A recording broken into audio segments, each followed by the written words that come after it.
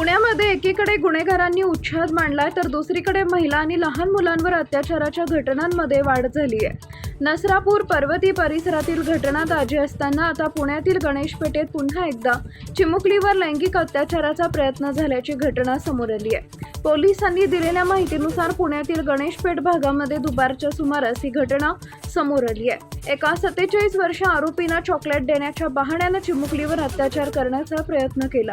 आरोपीचे या भागात दुकान होतं। या नराधमानं पीडित मुलीला चॉकलेट देण्याचं आमिष दाखवून दुकानात बोलावलं होतं, पण चिमुकलीच्या गोष्ट लक्षात येताच तिनं आरडाओरडा करत स्वतःची सुटका करून घेतली।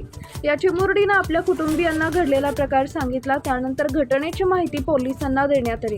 पोलिसांनी तातडीनं घटनास्थळी धाव घेतली। पोलिसांनी या विकृत दुकानदाराला ताब्यात घेतले असून फरासखाना पोलीस स्टेशनमध्ये गुन्हा दाखल करण्यात आलाय।